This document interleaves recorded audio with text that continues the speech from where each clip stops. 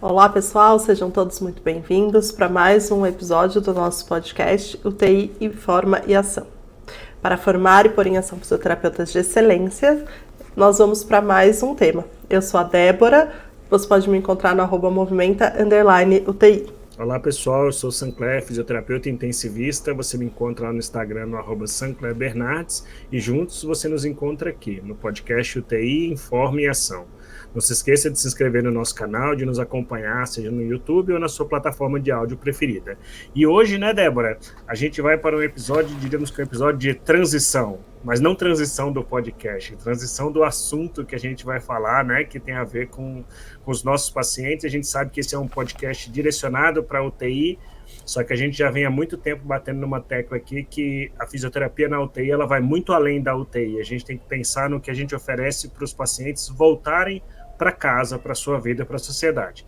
Então, o nosso tema de hoje é sobre deshospitalização. E a gente tem um convidado mais do que especial aqui para conversar sobre o assunto.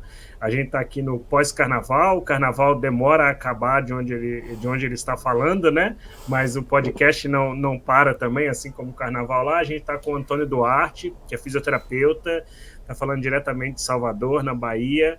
O Antônio Duarte é um fisioterapeuta que tem uma vasta experiência com deshospitalização e um pioneirismo, né? Eu posso dizer por isso, porque eu acho que já influenciou muita gente aí a respeito do que é a funcionalidade, a importância da deshospitalização, da reconciliação funcional. Então, Duarte, seja muito bem-vindo, é uma honra receber você aqui no nosso podcast.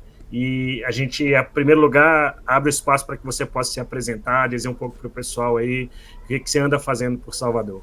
Bom, boa noite a todos. Eu quero agradecer muito o convite. Eu já já existe há tanto tempo, nunca me chamaram. Eu falei, caramba, será que o Sancler nunca vai me convidar? Mas aí rolou. Tem vários amigos que já tiveram participação aqui, muito interessante, venho discutindo, mas quero agradecer muito essa oportunidade. Na verdade, eu com deshospitalização eu trabalho há 15 anos, né, considerando assim, eu estou com 40 anos de formado, então há 15 só que eu venho me dedicando à deshospitalização. Pois é, uma vida inteira dentro de terapia intensiva. Eu sou, sobretudo, um fisioterapeuta assistencial. Eu sou da assistência, não quero sair de lá, faço parte da diretoria de uma organização social, que é o Instituto Sócrates Banais, coordeno toda a deshospitalização dessa instituição, está em vários estados do Brasil, sendo a maior número de unidades hospitalares em São Paulo. Então, minha atuação é muito direcionada para São Paulo. Mas a oportunidade de conseguir conciliar, né, toda a experiência que a gente trazia para a UTI e a necessidade de expandir, como você muito bem colocou no início, trazer esse olhar já para fora, uma preocupação maior, incluindo aí o que a gente aproveita a definição da Organização Mundial de Saúde de reabilitação hospitalar, envolvendo a fono, a nutrição, a terapia ocupacional. Nossas unidades têm plantão de terapia ocupacional, né, que são fundamentais para uma série de projetos e processos assistenciais que a gente coloca. Então, tem isso hoje implantado em rede. São 9 hospitais entre Rio, São Paulo, Bahia, Goiás. É muito interessante, é muito legal. É o que mais me motiva estar nesse trabalho hoje. E engraçado que a gente está, um amigo comum, que é o professor César Melo Silva, a gente está produzindo um texto, então eu buscava assim, onde é que está onde é o sucesso da fisioterapia na UTI? O que é sucesso para a reabilitação hospitalar? O que é sucesso para a deshospitalização? Porque há um link nesses três conteúdos, nessas 3 matérias, que não dá para dissociar. É uma coisa só, né? A deshospitalização, para que eu tenha sucesso, eu dependo exclusivamente das ações da reabilitação. E dentro do cerne da reabilitação, o cuidado com a locomoção e transferência, que, sob a nossa ótica, é a essência da ação da fisioterapia neste ambiente de UTI. Então, se isso não acontece, nada vai dar certo. Então a gente define, pô, sucesso da reabilitação, sucesso da fisioterapia hospitalar, da fisioterapia na UTI, é eu garantir a participação de comunidade no País Alto, né? O sujeito não tem impedimento à participação. Essa é a visão. Eu sou de uma geração que a gente queria separar a fisioterapia respiratória do resto, né? A gente queria trazer um modelo de terapia respiratória para o Brasil a qualquer custo, porque a gente tinha um aparente, um ilusório domínio sobre ventilação mecânica que nos destacava muito há 30 e poucos anos atrás. Da forma que a fisioterapia cresceu e a compreensão do seu real papel para a sociedade, então isso se perde. A própria ventilação mecânica hoje é um nada, é uma fatia pequena, simples. A gente já tem a solução, já aprendeu ao longo dos anos a lidar com ela, ou melhor, a se livrar dela o mais rapidamente possível, não é? E aí sim, exatamente, inserir os contextos de mobilidade, que é a nossa razão de existir, né? A gente propõe como missão e responsabilidade social do fisioterapeuta garantir isso, locomoção e transferência, para poder, sim, quando eu garanto participação social, e a gente vem estudando isso há algum tempo, eu estou desonerando a previdência social num país com uma carga previdenciária tão alta, com uma cultura, né, de usar a previdência tão alta. Então, a gente começa a atuar junto a governos de Estado, governos municipais, frente a essa linha, né? O papel do fisioterapeuta dentro da UTI é desonerar a previdência social. É para ver onde é que a gente está querendo chegar. Você tem várias óticas, né, que você pode colocar esse papel. Claro, claro. Bom, primeiro eu queria dar as boas-vindas e agradecer por aceitar nosso convite. É um prazer ter você aqui com a gente, Duarte. Eu acho interessante, né, quando você fala assim, eu já faço isso há 15 anos, mas não é um assunto que há 15 anos tem o peso que tem hoje, não é? Não sei, você me corrige se eu estiver errado, mas assim, 15 anos é o meu tempo de formada, né?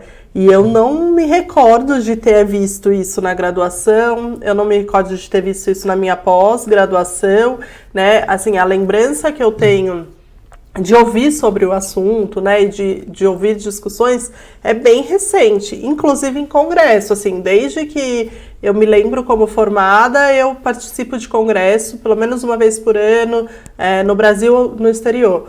E assim, sinceramente, acho que nos 2 últimos congressos europeus, por exemplo, que é o que eu gosto muito de ir, que ele é específico de reabilitação, é que realmente esse tema foi abordado, né? Esse último com peso enorme. Foi um profissional, né, que acompanha aqui, a gente falou um pouco desse congresso, mas foi um profissional fisioterapeuta da atenção primária de Londres, falar sobre o assunto, né? E aí linkou-se muito todo o trabalho ali. Mas a lembrança que eu tenho, ela é recente, assim. Eu queria que você comentasse um pouco isso. É só uma impressão minha ou agora é que isso realmente está ganhando um peso? Agora está ganhando muita evidência, né? O que acontece, na verdade, esse período de 15 anos atrás, talvez um pouco mais, né, eu sou muito movido a algumas inquietações, né? Então, chegou um momento da minha vida, eu tinha várias equipes em hospitais aqui em Salvador, depois de uma experiência na atividade privada, na Beneficência Portuguesa, e eu percebi que a maior parte do meu tempo eu passava, Débora, não mais dedicado ao meu paciente, ao que eu poderia trazer de benefício, mas muito focado em como é que eu ia fazer volume de dinheiro frente ao convênio. Então, eu gastava um tempo enorme para pensar assim, que código eu vou usar, o que eu vou fazer, Aí, de repente, eu paro tudo, eu não quero mais saber disso. E fiquei com isso na minha cabeça, né? O que eu faço com essas habilidades que a gente adquiriu no passar do tempo? E, para isso, para ficar indo atrás de código, o que eu vou fazer? E aí eu estava lendo e acompanho muita coisa que acontece no Canadá, e aí eu li um texto sobre deshospitalização. E aí procurei me aprofundar um pouco mais e ter um olhar para isso. E comecei a ver, o conceito não é novo, né? Só que era um conceito muito ligado à psiquiatria, depois muito ligado a girar leitos, né? Arrumar onde locar o doente. O doente cronificou no hospital, eu tenho que colocar ele em algum lugar, né?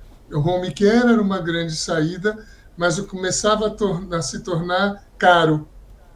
Então, tinha muita coisa de hospital de transição fora do país.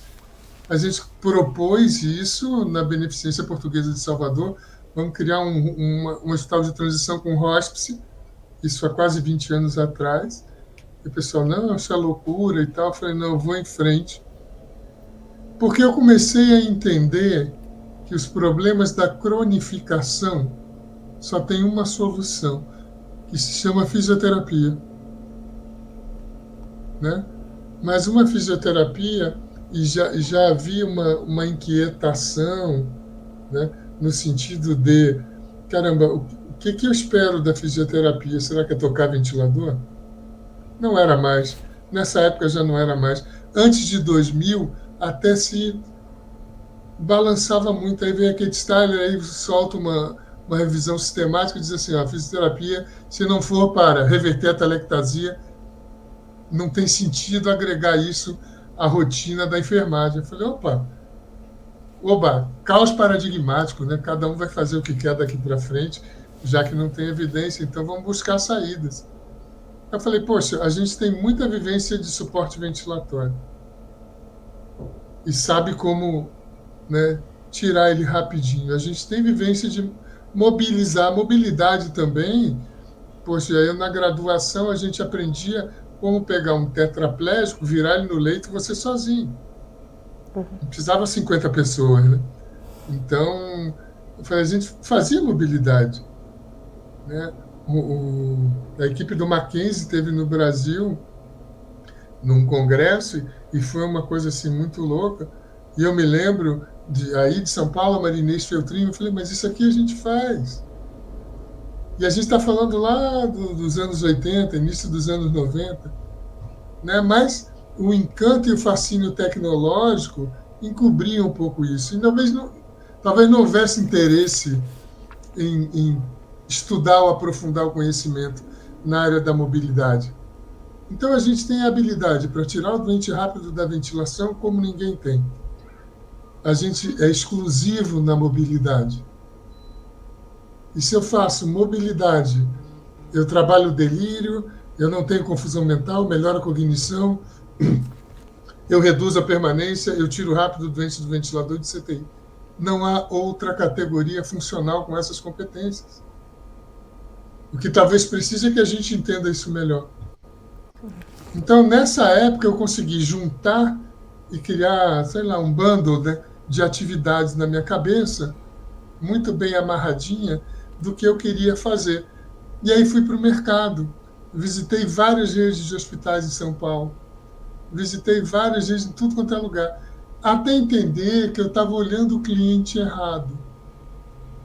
Que talvez uma rede de hospital privado que não tenha fila de um doente com ticket alto na porta de entrada, eu não tenho interesse nenhum em rodar o leito dele. Um CTI de 30 leitos privado, com menos de 16 leitos ocupados, ele talvez não se pague. Ou o cardiologista que vai passar a visita e olhar os doentes, ele vai lá se ele tiver 9 doentes para ele ver. Ele não vai se tiver um. E aí eu comecei a entrar no universo da gestão, que é muito além do assistencial. E aí eu pirei, né? Porque eu falei, e agora? O que eu vou fazer? E aí eu olhei para o serviço público, né? E as organizações sociais que fazem gestão de saúde começam a entrar de uma maneira mais objetiva nisso. Já estavam há muitos anos, São Paulo tem uma tradição há muitos anos, mas eu encontrei num restaurante um sujeito, que é o presidente, chama André Guanais, é o presidente da OS que eu trabalho há 15 anos, e ele falou que você estava em Goiânia. Fui levar um projeto lá e falou: o que você está fazendo aqui? Eu falei: eu estou conversando com o pessoal para fazer isso. Ele falou: rapaz, que interessante. Mas isso é para além de CTI, ventilação? Eu falei: exatamente. Ele é intensivista e pneu. Aí ele me diz: rapaz, seria muito bom eu ter isso na nossa OS. Me faz um projeto. Aí lá se vão 15 anos, né? A gente começou em um hospital, que foi no Hospital de Doenças Tropicais, aí em Goiânia, o HDT. Rapidinho, no mesmo ano, ele falou: não, vamos botar em rede, porque a repercussão foi tamanha, né? E aí, a gente ampliando o horizonte, eu me lembro que foi o primeiro lugar que a gente fez uma simulação. Tinha uma paciente que tinha parido, né, mas ficou internada porque ela tinha um monte de comorbidades ligadas à doença infecto-contagiosa e ficou muito tempo na internação. Aí a gente simulou o peso do bebê, porque ela morava sozinha, simulou o peso do bebê numa mochila, ela andava com aquilo fazendo as atividades, levava para a cozinha do hospital, porque ela tinha que cozinhar, porque ela que ia tocar a casa. Tudo isso a gente fez antes da alta. E sempre com um foco, né? A gente tem um modelo que foi desenvolvido dentro dessa organização, que é um modelo baseado... Nosso modelo assistencial é baseado em desempenho comunitário, né? As nossas atividades têm meta e dose baseado na distância que o sujeito caminha em comunidade, na velocidade que ele caminha. Então, é repetir as atividades que ele executa fora do hospital. É isso que a gente tem feito.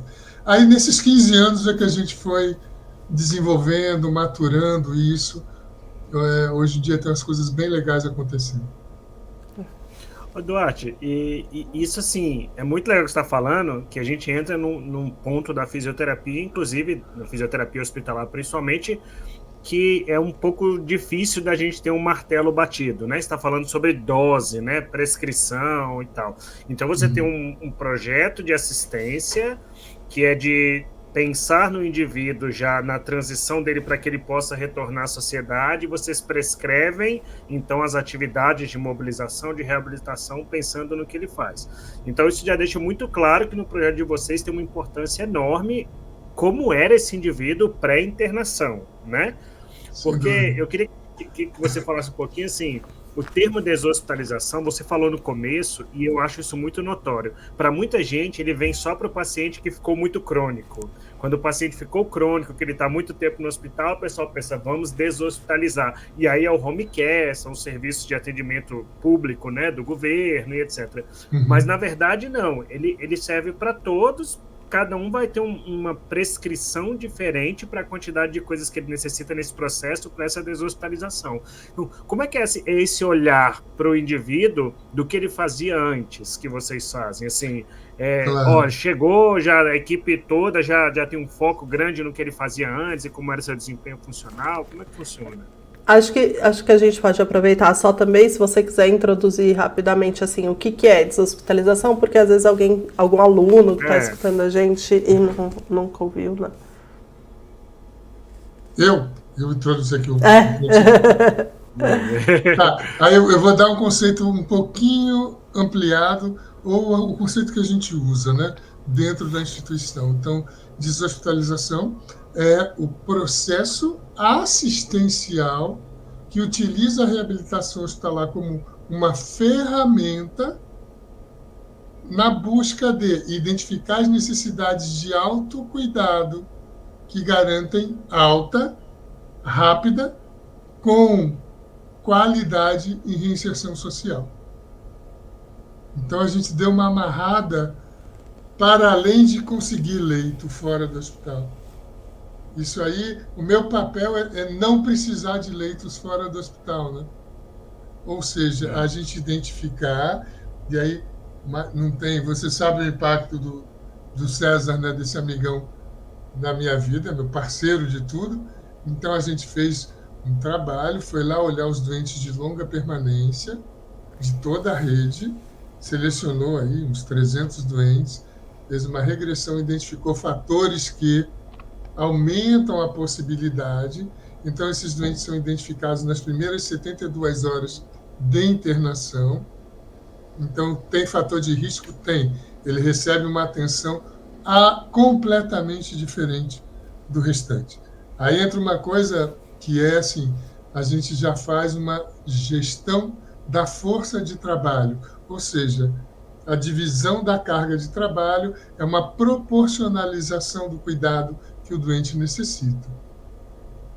Então, e não importa onde ele está lotado, ele está no CTI, está fora, esse doente precisa de mais assistência do que o doente. Seu José precisa mais do que Dona Maria, porque ele tem mais fator de risco ou que o desempenho dele não está bacana, né? Então, a gente passa por aí, né, por esse olhar da prescrição da meta diária, e tem uma coisa que, se a gente olhar para o SUS, gente, e aí é uma ressignificação muito grande, viu, Sancler? A gente fica quietinho, mas o incômodo está sempre conosco, então a gente está sempre buscando solução, né? Mas 2022, que é onde a gente tem o dado do SUS, tá? A média de internação nos hospitais foram em torno de 5 dias. Global. É claro que aí eu tenho a vesícula e tenho o politrauma, né? Mas 5 dias. Se equilibram, né? A média global de internação são 5 dias. Os contratos de gestão do Estado, eu tenho meta de permanência de 5 dias, que é baseado no resultado do SUS. Se eu começo a ter, assim, se eu não atinjo 80% dessa meta, pelo menos, o Estado não paga. E não paga a fisioterapia, não paga a gestão. Então, assim, tem um controle muito rigoroso disso, né? O que é muito bom. Isso realmente é o que você falou, é ressignificar, né? Porque a gente já discutiu um pouco disso aqui em outros episódios, que às vezes a fisioterapia, por não ter muito claro qual é a sua meta, qual é o seu objetivo a se alcançar, fica um negócio perdido, e no final das contas ele não gera resultado. Porque se eu não tenho essa... qual é a minha meta, né? O que eu preciso chegar, o que eu preciso atingir no dia a dia, para falar, realmente você foi efetivo naquilo que você fez, você fica meio perdido, né? E com esse modelo assistencial é diferente. Mas a coisa a ressignificar é o seguinte: o que eu faço em 5 dias? Porque eu não ganho força. De nada. Nem periférico, nem músculo respiratório. Esqueça. Eu não ganho nada. Então, o que fazer, então, nesses 5 dias? É claro. Mas o paciente perde, né? O que é impressionante é isso. O paciente perde e a gente tem um tempo curto de estratégia terapêutica para ele. Mas aí eu vou fazer um link com tudo que você pediu para me falar na outra pergunta, né? Ou seja, na verdade, a gente tem um conceito que eu tiro o doente do habitat natural, que é a comunidade que ele está inserido, com as atividades que ele executa, urbanas dentro de casa, de entretenimento, né, que bombardeiam ele, o córtex dele é estimulado e ele tem respostas a esses estímulos diariamente o tempo todo. Aí eu pego esse sujeito e boto em cima de uma cama. Há um embotamento sensorial, tal qual acontece com a gravidade zero. Então a gente foi estudar como era a reabilitação do astronauta, né? Porque eles têm, se você pegar o que acontece com o astronauta e pegar o que acontece com o imobilismo, vai estar muito próximo, não é? Então, o que a gente foi aprendendo? Eu falei, caramba, eu tenho que despertar o córtex. A capacidade existe. É o colega que diz assim, eu fiz o teste aqui, o MRC, hoje deu tanto. No outro dia deu o dobro. Ele não ganhou força, evidentemente, não é? Ele teve um despertar sensorial, ele se animou. Então, como manter o ânimo? A gente sabe, aí vem lá desses estudos com o astronauta, que eu descarregar peso no quadril e no joelho desperta o córtex como, né? O doente sensorialmente rebaixado, se eu verticalizo ele numa prancha ou apoiado, ele desperta muito rápido. Então a gente começou a pensar nas estratégias de estimulação sensorial e demandar o doente a executar tarefa. Abandona a ideia de ganhar força, equilíbrio e resistência e parte para o modelo mais sofisticado de reabilitação, que é a execução de tarefa. Das tarefas que me são necessárias enquanto fisioterapeuta, da minha responsabilidade, sentar, levantar e andar.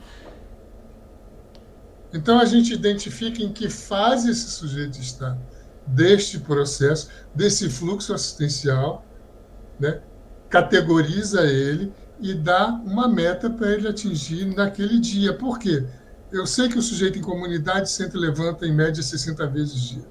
Eu sei que o sujeito em comunidade anda em média 600 metros dia, a 1 metro por segundo de velocidade.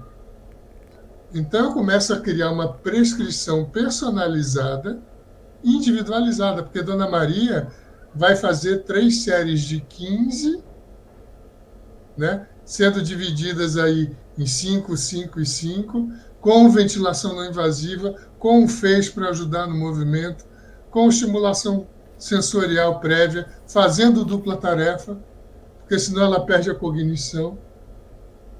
E aí vou repetir isso tantas vezes. E seu José vai levantar e vai andar os 600 metros dele. De uma vez só. De uma vez só, e atingiu a meta. Né? E agora a gente... Tem outras linhas de estudo aí acontecendo. Então, isso, a meta é única, porque é da espécie, é do ambiente de comunidade, o fracionamento é que é personalizado. E qual é o maior encantamento, Sinclair? E tem a ver com a tua pergunta anterior. Eu vou fazer um inventário da mobilidade do social, do desafio urbano desse sujeito. Como é a mobilidade dele? É assim, para quê? Onde ele executa? Ele mora num lugar que tem 15 degraus, tem 50 metros de rampa. Aí eu vou replicar isso dentro do hospital. Agora... Cria a situação. Cria o ambiente. Então, a gente cria um ambiente, né? Eu estou doido para chamar de reabilitação ecológica, né? Mas é criar um ambiente dentro do hospital que replique os desafios daquele indivíduo inserido na comunidade. Então, não é só a distância segura, vertical, não. Tem que simular. Não é só o corredor, né, da UTI. Não é. É variação de velocidade, mudança de direção, por isso que a gente usa muita dança, né? Pessoal, e o ventilador, né? O ventilador é um facilitador. Eu coloco o meu doente para andar mais e mais rápido, porque controlo a dispneia dele com o ventilador. Não é um impedimento, né? E o andador, e uma cadeira, e a cadeira de roda. Vai junto, para, senta, reprograma o ventilador, espera, vai. A gente pega um doente gravíssimo e leva para um tomógrafo. Não é? Para titular uma PIP. Nem se faz mais isso, mas se faz transporte de doente muito grave para fazer exame. Então, doente muito Por que não menos... fazer para andar, né? Para subir uma escada? Mas a gente teve um episódio aqui, a Débora está até conduzindo, né, Débora, um trabalho aí que fala exatamente sobre isso. Claro, mas isso aí, e quando você tem um ambiente, né, um ambiente institucional que valoriza isso, e aí a minha alegria de estar trabalhando no grupo que eu trabalho, né, que compreende esse processo, que as pessoas têm paixão pela vida, né, não é só manter vivo, mas assim, a gente já não discute mais a minha taxa de sobrevivência tanto. Não. O que a gente está fazendo com essas pessoas que sobreviveram, né? Onde é a reinserção? Fala, Débora. Eu queria entrar nesse ponto agora, porque acho que você explanou super bem, assim, essa questão dentro da UTI, né, e do fisioterapeuta ali já começar a pensar nisso. Mas aí agora eu queria que você colocasse um pouco pra gente, tá, eu entendo que a deshospitalização, então ela começa a partir do momento que o indivíduo internou, né? A gente já vai começar a pensar nisso e a gente vai começar, como você colocou muito bem, a agir ali em cima disso. Mas agora indo, eu não sei o termo certo para usar, mas indo assim para a parte do finalmente, assim, esse indivíduo ele vai sair do hospital agora, né? Que pé que a gente está de deshospitalização, ou o que seria o ideal, então? Porque assim, o que eu vejo muitas vezes, né? Ele vai de alta ali, por exemplo, na enfermaria, seja para onde for, né? Não existe uma comunicação efetiva para onde ele vai, muitas vezes, né? Então, eu tô falando do trabalho no SUS, né? Esse indivíduo vai, às vezes assim, olha, procura fisioterapia, tá? Quando muito, né? Porque às vezes ele sai com déficit e ele acha que é assim mesmo que ele vai ficar. Mas essa coisa da contrarreferência, para onde ele vai, até plano de alta, assim, às vezes eu sinto falta, sabe, na alta do fisioterapeuta colocar ali as coisas. Então, eu queria que você falasse um pouquinho agora dessa parte mais prática, dessa transição mesmo de cuidado. O que seria o mundo ideal, assim? Olha, Débora, eu vou te convidar para ir numa unidade nossa. Você está em São Paulo, a gente tem Quero unidade de conhecer. São José dos Campos, tem unidade em Caraguá, tem em Itanhaém, tem um bocado de unidade. Dia 4 eu estou em São Paulo, porque Vamos marcar. tudo isso que você está falando acontece, cara. A gente tem, a primeira grande transição é a interna, né? Como é que ela funciona? Sempre doente selecionado, tá? Porque talvez o estado de arte hoje da fisioterapia é a gente poder identificar assim, quem é o doente que não adianta, que eu não vou poder fazer nada por ele. Não vou, eu não tenho como contribuir. Quem é o paciente que não precisa. Ele não precisa de mim, ele vai sozinho, ele vai bem, né? E quem é aquele que eu efetivamente vou conseguir contribuir. Quando a gente passa esse filtro, primeiro tem que ter muita maturidade, que talvez descubra que o volume não é o que a gente imaginava, né? Naqueles que precisam de nós e que nós conseguimos produzir resultado, modificar a evolução do sujeito. Tá bom. Quando isso acontece, a gente fica muito, muito atento. Então, por exemplo, meu doente, eu tenho 2 riscos. O da deshospitalização é o risco de permanência. Tá? O da físio específico é o risco de declínio funcional, ele perdendo mais habilidades dentro da internação. Tem características diferentes. Esses 2, aí a gente faz assim, faz uma transição de cuidado interna, onde o responsável tem o horizontal em todas as unidades, o horizontal da UTI, meu diarista, né, ele vai conversar com o diarista do andar, a depender da complexidade, o andar sobe, vai para a UTI, concilia o tratamento. Não adianta eu estar fazendo uma intervenção na UTI com recurso ou vigilância, que eu só vou conseguir ter na UTI e dar alta, porque ele vai voltar. Então ele concilia e tem que ser num tempo de pelo menos 24 horas, com intervenção que vai ser aplicada no andar, para me dar segurança. Sendo que parte do atendimento tem que ser executada pela equipe do andar. Aí a gente faz a transição. E acaba aquela história, o doente vai ser avaliado pelo andar. Como assim? O doente já é da fisioterapia, né? Ele mudou a locação, é o mesmo indivíduo. Eu talvez tenha perdido o recurso de vigilância. Então não tem que ter não é um novo doente. É um ambiente novo. Então ele já sai do UTI vivendo o ambiente que ele vai encontrar no andar. Ponto. E a gente segue. A gente tem muita proximidade com o núcleo de regulação de leito ou núcleo de regulação interna de leito. Para quê? Exatamente porque você está falando da contrarreferência. Lembra que eu disse que o doente de longa permanência a gente foi identificar no 3º dia? E assim, qual é o grande fator, diferente de idade, de lesão, de seja lá o que for, que foi fundamental, né? Teve uma correlação muito forte. 3 dias de ventilação mecânica. O doente com 3 dias de ventilação mecânica, a gente alerta geral. Se ele tem morbidade, ou seja, cronicidade respiratória, uma morbidade neurológica, a gente aciona o NI imediatamente, já para fazer a contrarreferência. A contrarreferência vai ser aonde? Tal lugar, vai ser no centro de reabilitação ou na atenção domiciliar do município de Itanhaém, que lá a gente tem uma unidade. Tá bom, tá bom. Só que a gente, quando instala um hospital regional desse, a gente vai nos municípios. E aí já conhece as pessoas e já fala, tem um paciente assim, assim, vocês podem vir aqui, né? Ou a gente acompanha o pós-alta.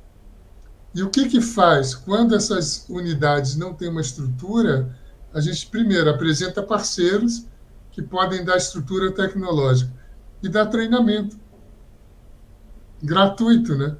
Então a gente está assim, olha, o pessoal da atenção domiciliar de Ubatuba, que é uma colega, pô, dá para vir aqui? Deixa eu te ensinar a manusear isso, vamos fazer juntos. Vamos... E começa a criar essa comunicação que existe sim, e eu estou te falando, Débora, 100% SUS, tá? Existe o recurso, existe o caminho, talvez a gente não tenha o hábito, a cultura de ir lá e apertar o botão, né? Mas o caminho existe, a comunicação, a rede assistencial, né, da alta complexidade com a atenção básica, a atenção domiciliar, existe sim. A gente, esse ano passado, iniciou até promoção de saúde em vários municípios parceiros, né? É evidente, a FIS entra com atividade física, relaxamento, essas coisas, mas está na promoção de saúde também, exatamente para fechar todo o ciclo, né? Então, a gente quer estar na atenção básica, estar nessa transição, estar na atenção de alta complexidade e fechar todo o ciclo assistencial. Fora isso, a gente tem um centro, tá, de telereabilitação, mas é doentes que ele deambula, ele tem dependência para deambular, mas não atinge a meta de velocidade. Então, a gente faz um reforço da orientação, uma central só para todas as unidades. Então, acontece, não é difícil, não é caro, agora tem que correr atrás. Mas isso acontece aí, Sancler, porque eu tô pensando aqui que na imensa maioria dos lugares que eu conheço e das pessoas não acontece. Infelizmente. Eu ia falar que assim, que é disruptivo, né? Porque você... Parece óbvio, né, quando você está colocando, Duarte, mas a gente sabe que a realidade não chega para todos, infelizmente, por mais óbvio que seja. E talvez seja muito herança do que você colocou no começo, né, de como a gente quis se colocar como terapeuta respiratório, né, e a gente teve um foco, e esse foco tem uma relação com status, uma cultura do nosso país, né, de quem é o profissional que se destaca no meio. Então, eu acho que tem muita coisa que ainda impede que profissionais tenham essa visão ampla.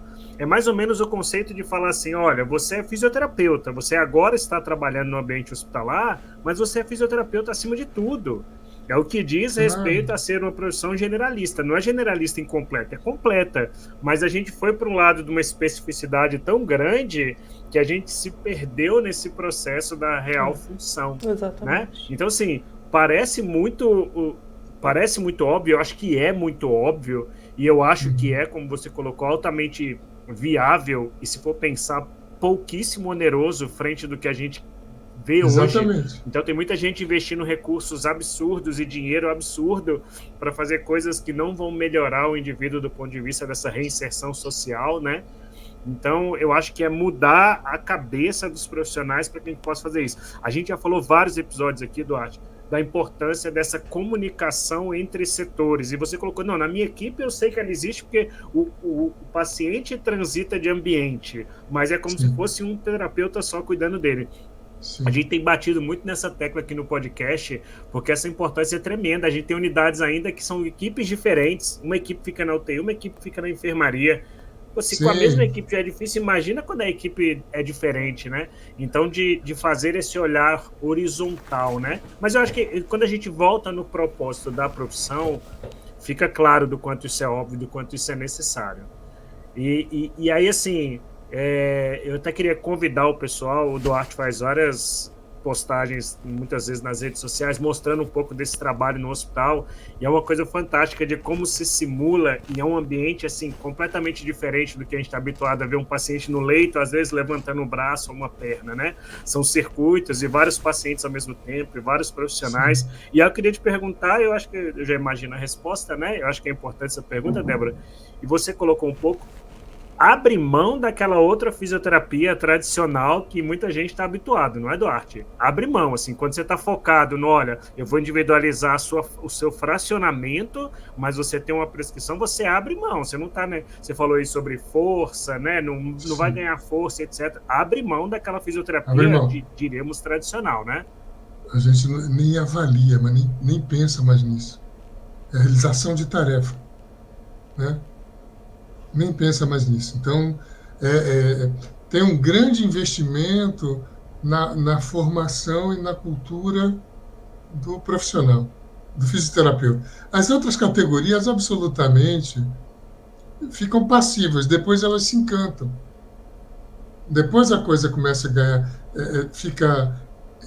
eles acham tão diferente, a percepção é tão diferente, que há um encantamento. Eu não estou dizendo que não, a equipe é muito boa em suporte ventilatório, a equipe é muito boa em lidar com um doente grave, mas isso todo mundo faz, né? E a gente, assim, qual é a característica do Instituto Sócrates Guanais? É buscar os processos de deshospitalização, garantindo participação social. Bom, como é que faz isso? Fisioterapia. Né? Agora, tem que rever conceitos. Né? E a gente vai mostrando. E, assim, já é a segunda vez que eu analiso custo-efetividade, entendeu? Na Beneficência Portuguesa aqui de Salvador, e eu fiz isso há muitos anos atrás, era a segunda relação de rentabilidade do hospital. Eu tenho certeza que nos processos que a gente trabalha hoje, e afirmo isso com muita tranquilidade, uma ação nossa, que é para acelerar processos de decanulação, que tem a ver com isso tudo que a gente está falando. Tá? E aí era reduzir a média de permanência de um leito dia, de 300 leitos de UTI. Ou seja, eu abro 300 leitos dia, com possibilidade de internação 300 leitos dia. Por quê? Porque decanulo mais rápido, porque tiro mais rápido os doentes da UTI. E aí o financeiro fez uma conta para mim, 21 milhões de reais, ano. O resultado dessa ação. Contratar, aí você tem dinheiro para contratar, você tem a possibilidade de mudar a relação profissional, número de pacientes, né? Aí você a maior qualidade necessária. A maior equipe que a gente tem que ganha na média de mercado, né? Eu não gasto 2 milhões ano. Uma ação, né? E chamar, por exemplo, 84% em média dos pacientes da gente está em PSV nas primeiras 72 horas. Bom, não é lá muita vantagem, é só estar atento, não é difícil fazer isso. Mas a gente analisou a redução de sedativo. Droga para sedação. Tá? A redução mensal foi 420 mil reais. Dá um pouco mais de 5 milhões por ano. Só para você estar atento, e é um negócio que a gente, desde 2010, faz. Né? Assim, o doente dispara o ventilador? Sim. A pergunta é, por que não está em pressão de suporte? Se está, reduz sedação e bota para andar. Acabou, não tem segredo. Agora, talvez a gente crie tanta fantasia, não é? Talvez a gente crie tanta queira vestir uma capa de gênio da tecnologia que perde tempo. Quando não tinha ventilador microprocessado, daí vocês certamente não participaram disso, mas assim, que a gente... peguei um birdzão, um Mark7. Uma coisa é pegar, outra coisa é só ter esse, né? Você desconectava o doente, olhava e falou, esse vai, esse não vai, né? E aí quando começa a chegar respirador com pressão de suporte, um respirador mais... E aí qual foi a sensação? Né? Eu me lembro que a gente foi num congresso em Brasília, tinha uma mesa só para falar, só falava quem tinha ventilador microprocessado. Acabou a mesa, tudo é lindo, maravilhoso, vamos tomar um café. Qual é a sensação? Os doentes estão demorando mais. Por quê? Porque agora a gente tinha um bocado de botão para ficar apertando, experimentando. Antes você não tinha nada. E aí volta a história, Atrasou né? o processo. O que é melhor do que tubo T, né? Eu nem sou partidário, mas o que é melhor? Nada é tão mais rápido. Então é um pouco disso também.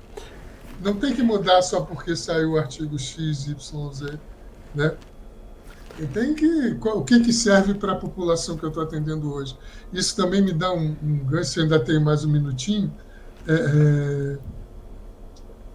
Cara, agora eu compreendo as especialidades da fisioterapia, né? Que é muito, muito diferente de ter especialidade de fisioterapia baseada em especialidade médica.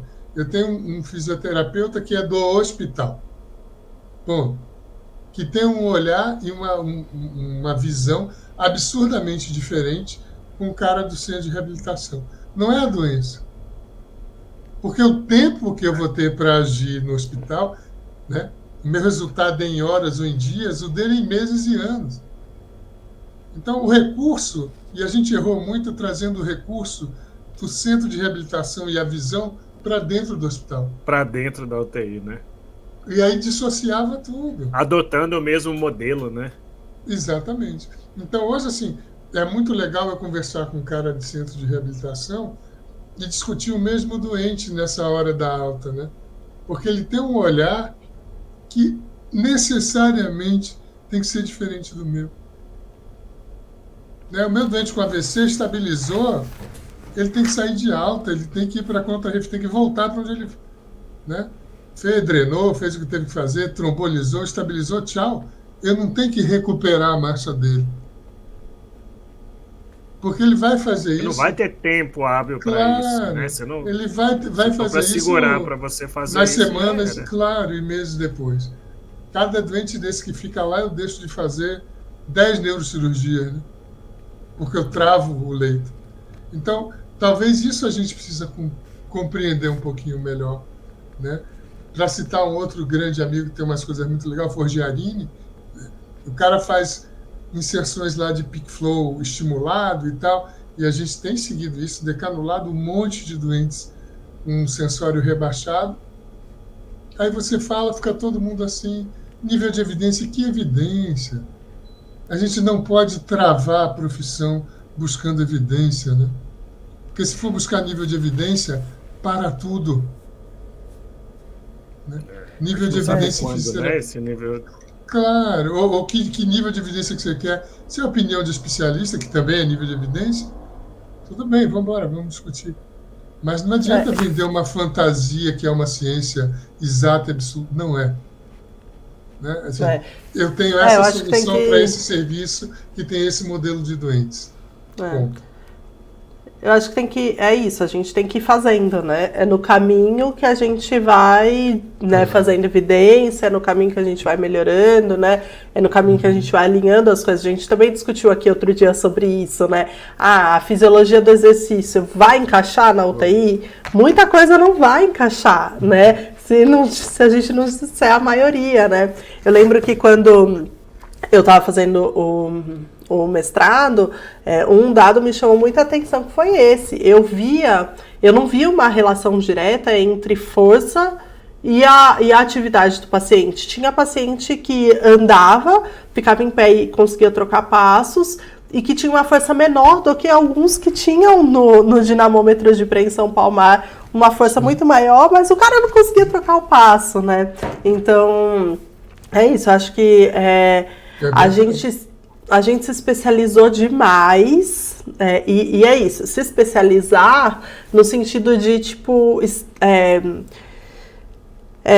fechar muito, sabe? Não no sentido de saber cada vez mais, né? Isso aí a gente tem que procurar sempre mais conhecimento, né? Mas acho que a gente se especializou tanto no sentido de fechar em todos os aspectos, né? Que eu lembro que na minha época de faculdade, quem ia para UTI, no aprimoramento, na especialização, era quem gostava de respiratório, né? Sim. E hoje, infelizmente, ainda existe muito isso, né? E aí você vai falar com uma pessoa dessa olha, a contrarreferência, ele precisa... Que posto? Eu não quero saber de posto de saúde, não quero saber... Sabe, eu tô atendendo agora, não vou pensar no andador ou no que a família vai poder comprar ou não, eu quero pôr o que tá aqui na minha frente, o que eu acho, né? Então, a gente precisa realmente, eu acho, voltar, e aí entra um monte de discussão, né?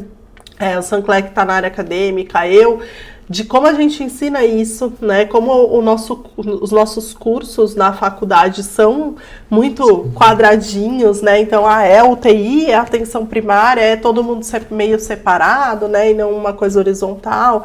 Então, acho que várias coisas realmente a gente precisa rever quando a gente olha para a nossa profissão, né? E aí eu acho o tema de deshospitalização uma das coisas que joga na nossa cara o quanto a gente é fragmentado, né? E o quanto isso precisa mudar, porque realmente é lindo quando você fala, Duarte, mas esse processo, ele não existe na maioria dos lugares, infelizmente, né? E aí eu queria fazer a minha última pergunta, então, colocação para a gente ir terminando, assim, quando a gente fala em deshospitalização, quais são os pontos chaves, então, que você acha que precisa ficar na cabeça das pessoas, assim, acho que eu peguei, assim, para mim algumas coisas, né? Então, a escolha do paciente, né? Essa categorização, não sei se pode chamar assim, né? Sim. Queria que você pontuasse só se alguém te falasse, o que todo mundo tem que saber de deshospitalização ou tem que prestar atenção. Quais são esses pontos chaves para a gente terminar aqui o nosso raciocínio sobre isso? Débora, muito, muito interessante. Até agradeço tua pergunta, porque facilita muito, né? Sim, categorizar o paciente que vai precisar desse processo, onde isso vai interferir na vida dele. Tá? Então, identificar o mais rapidamente possível. Despertar nele todas as competências possíveis.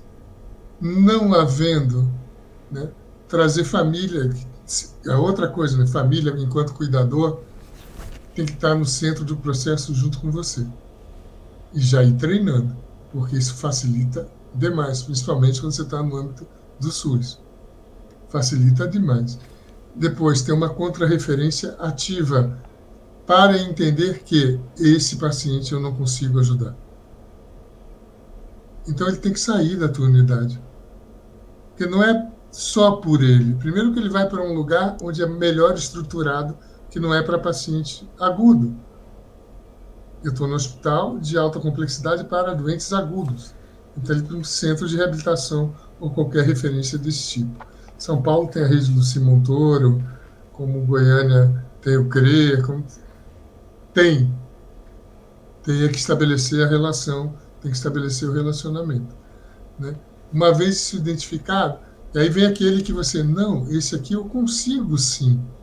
Ele não tem um dano da estrutura ou função que não permita que eu não dê a qualidade das competências que ele tem. Eu preciso colocá-las ativas.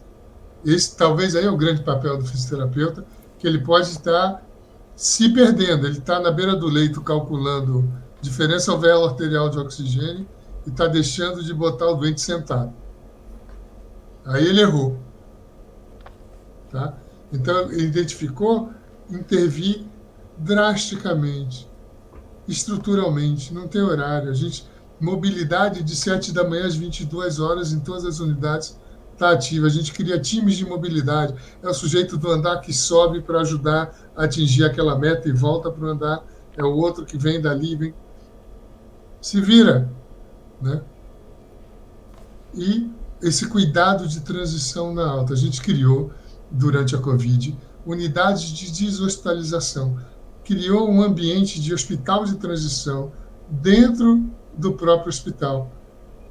Para quê? Para eu tirar o doente da UTI, né, aquele que está no terceiro para o quinto dia, a gente considera ele cronificado, eu tiro ele de lá, levo para uma unidade sem médico, desde que ele tenha estabilidade hemodinâmica e controle de infecção. Não tem médico de plantão, eu tenho um médico prescritor, porque esse doente precisa de cuidado. Ele não tem urgência médica para ficar na UTI.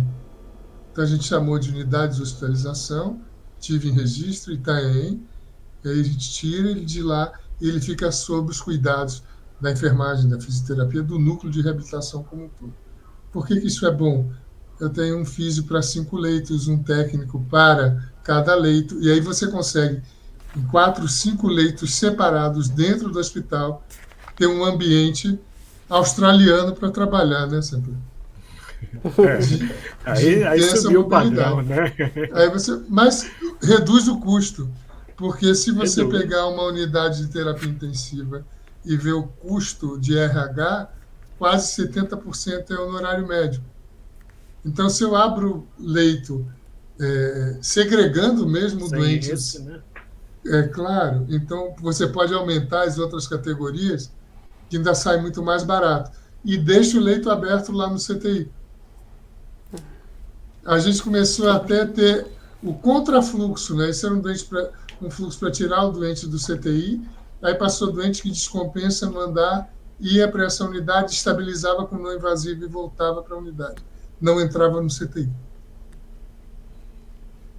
A gente está chegando, Débora, a uma condição, e isso tudo é processo de hospitalização, a uma condição em que um prefeito, que eu não vou falar, a gente propôs assim, olha, eu tenho 40 leitos de UTI aqui, a gente fecha 10, porque eu estou dando tanto giro que eu vou atender mais pacientes para você com menos 10 leitos. Ele falou, você está louco.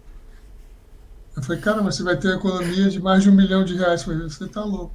A população incendeia a prefeitura. A população vai... Se eu fechar leito de CTI. A regra de que precisa mais e mais, né? Claro, mas entenda que a fisioterapia, eu vou abrir o leque para a reabilitação como um todo, tem um potencial tão incrível de trazer soluções, né, que a gente pode melhorar a qualidade da assistência, reduzir leito, aumentar a efetividade desse leito e aumentar a produção. Então, e aí desde o início que eu queria, é o olhar do fisioterapeuta olhando para o valor do resultado dele e não para o volume, quantidade de atendimento. Quando ele fica livre disso, ele pode se dedicar e alcançar esses resultados. Perfeito, perfeito. Muito bom, Duarte. Bom, nosso tempo já esgotou, a gente poderia ficar conversando muito mais sobre isso. Eu acho que, quem sabe, a gente pensa mais para frente num outro episódio, né? Uma sequência, porque eu acho que tem várias outras coisas que são muito importantes para a gente discutir sobre isso. Eu queria recomendar a todo mundo que está nos assistindo, nos ouvindo, que acompanhe o trabalho que o Duarte faz a respeito disso. É muito bacana e é realmente, assim, é um entusiasmo você ver a proposta desse modelo assistencial. E eu acho que ele tem tudo a ver com o profissional do futuro, que é abrir a mente e mudar um pouco esse olhar, esses objetivos, esses propósitos que a gente tem. A gente sempre pensa numa dica fora da caixa aqui, sabe, Duarte? Alguma coisa muito diferente para trazer para o pessoal, e eu sempre deixo para escolher a dica meio que para o final. Na maioria das vezes eu vou ouvindo a conversa e vou pensando, pô, isso se liga com o quê? Eu não sei porque desde o começo que a gente está conversando, que vem à minha mente é Forrest Gump, que é um filme que é em constante movimento e o Forrest Gump sempre se adaptando a novas situações, Eu acho que tem a ver um pouco com isso, com o nosso papel. Se a gente não for se adaptando, que a Débora falou, se a gente não for construindo, a gente vai se perder no meio do caminho. Então essa é a minha dica. Eu queria agradecer muito, Duarte, a sua participação e disponibilidade de estar conversando com a gente aqui. Eu acho que isso é muito enriquecedor E como você colocou, são mais ou menos 15 anos de deshospitalização e 40 anos de profissão, né? Então, o respeito é muito grande pelo seu trabalho e toda a influência que você tem para a fisioterapia, e vou chamar, como você chamou, de fisioterapia hospitalar, né? Então, eu agradeço muito. Eu vou passar a palavra para a Débora, ver se ela tem alguma dica, e depois a gente passa para você, para a gente poder encerrar, tá bom? Vai lá, Débora. A minha dica de hoje é um filme que eu assisti faz pouco tempo, chama Air, a história do logo. Não sei se vocês já assistiram, mas é muito legal, né? Ela conta como surgiu a história do logo por trás do tênis, né? Do Michael Jordan, né? E acho que tem um pouco a ver com o que a gente está falando, porque como que eles ganham o Michael Jordan, a família, enfim, para fazer o tênis dele, né? Eles falam, a gente não vai fazer um tênis e fazer você usar, né? Assim, a gente vai criar o tênis para você, né? E é bem isso, né? Eles falam, né? Não é que a gente vai pensar no tênis, né? E aí a gente quer que você use. A gente quer fazer um tênis seu, né? Então, acho que é um pouco do que a gente estava falando isso, né? A gente parar de ter essas caixas e ideias na reabilitação e olhar para o indivíduo, o que aquele indivíduo precisa e fazer para ele, né? Então fica aqui a sugestão de filme. Queria agradecer muito, Duarte, pela sua participação. Acho que também é um tema que rende mais conversa. Quem sabe a gente marca aí de novo. E é um tema que todo mundo precisa saber, né? Então, obrigada, foi um prazer ter você aqui com a gente. Bom, eu agradeço demais, né? Também nessa... Você sabe que as pessoas me perguntam muito, cara, você não vai se aposentar, bicho? Você está aí um tempão. Eu falei, agora que eu comecei a entender mais ou menos como é que funciona, agora que está ficando bom, né? E assim, dentro dessa linha de dica, eu vou dar uma dica também, que é o livro do Nizam Guanais, Se Você Suporta Ser Feliz. Eu acho que é isso que a gente está precisando, né? Se reconhecer como uma categoria que modifica a vida das pessoas e que a gente pode sim ser muito feliz com isso. Tá? Então, eu que quero agradecer muito a vocês e estou à disposição. Bom, obrigado. Obrigado, Duarte. Obrigado, Débora, pela companhia. Quem nos acompanhou até aqui, deixa sua curtida, comentário, chama a gente para conversar. Vamos render mais essa conversa e a gente se encontra no próximo episódio.